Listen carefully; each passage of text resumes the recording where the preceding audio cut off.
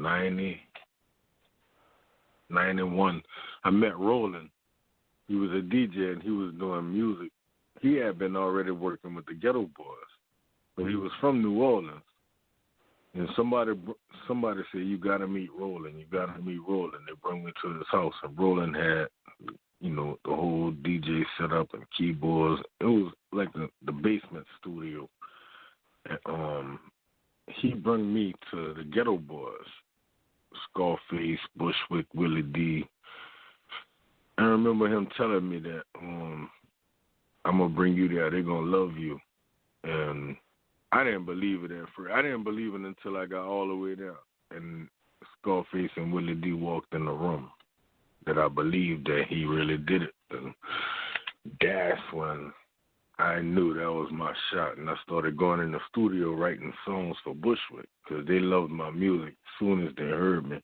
Like, that's one thing. Anybody heard me rap, it was like, oh, yeah. And they brought me to them, and I started writing for Bushwick Bill. That was my first time going in the studio. For real. Wow. Now, Roland, I'm looking at the back of this classic Scarface, Mr. Scarface's back CD, and he's mentioned right on the back as one of the producers with Faye, Speedo, Crazy C, Roland. Yeah. So that's the guy you're talking about for those listening. That's huge, man. Now Jay Prince, did he want to sign you as an artist, or did he just want to, have you as a ghostwriter for Bill?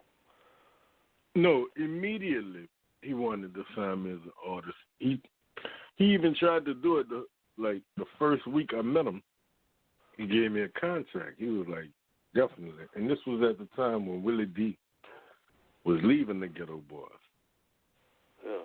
And he was looking for somebody to fill a slot. And when he heard me, he immediately wanted to sign me. But he used to do his projects, Jay Prince, one project at a time. And the project that he was working on when I got there was Bushwick Bill, Little Big Man. So yeah. he was trying to do that project first. So he was looking for songs for that. And Bushwick Bill, as good as he was, that was my boy, rest in peace. I love Bushwick Bill, but he never really wrote his own rhymes, and the rest of Rapalot wrote it. So I wrote like 3 songs for him. In the meantime, Jay Prince gave me the contract and told me to go look it over with my lawyer and then come back to him. So, yeah, they wanted to sign me immediately, but I never signed the contract with them. Which did you write any songs on this Little Big Man album? Or? Yeah, I wrote 3 songs for him. 2 of them they actually used. One of them was "Cop of the Cash," and that's on a Little Big Man album. And the other one was "Take 'Em Off." And "Take 'Em Off," I told them I'll sell them that one only if they let me perform it with them. So I'm on that song with Bushwick Bill. I'm on a song with him, number 10 on that album, Bushwick Bill, Take 'Em Off. Did you go on tour with Bill? Oh, yeah. I went on tour with not the only Bushwick. I used to go on stage with Scarface.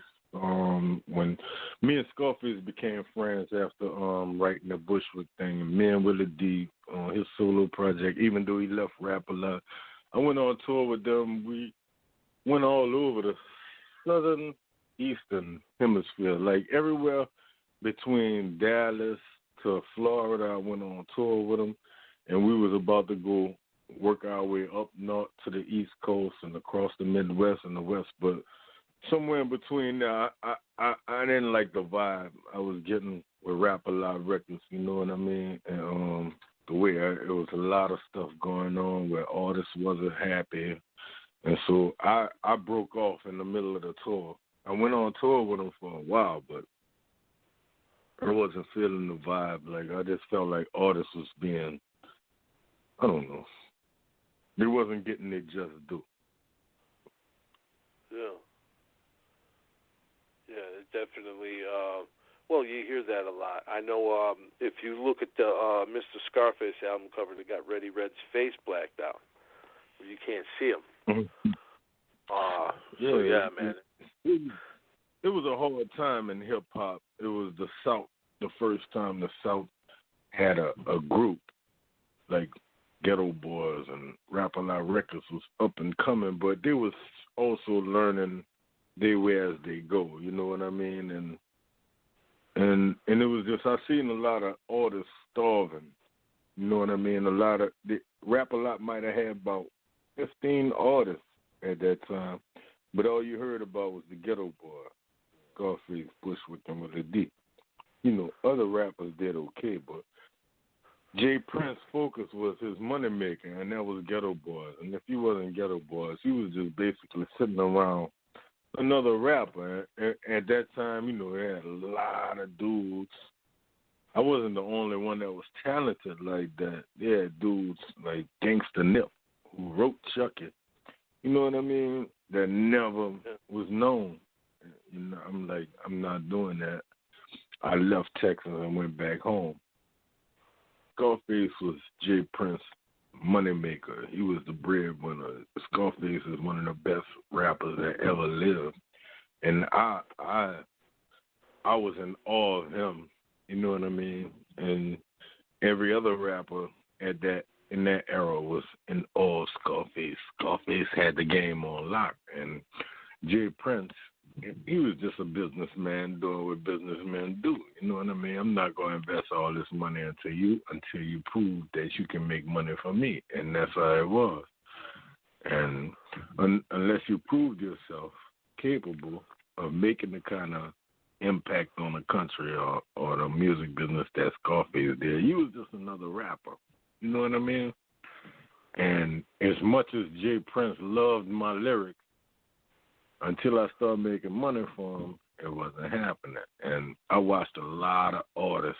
I'm talking about some of the best rappers, dude. I'm talking about, I came up in the battle rap era, and I watched a lot of those dudes just crumble and fall because either Scarface was the premier and they put you on the back burner after you signed with Rapalot, or else other major labels was paying radio stations to not play you and play them. This was the early 90s, like, you know what I mean? If you had money, then you can make your way into the business. You can make your way in the full rotation. They didn't care how good you was. They just... Make sure to subscribe to the channel, hit the bell for notifications, like, comment, share. Also go over to UGSforLife.com, download the entire archive, and check out new episodes on Apple Podcasts and Blog Talk Radio.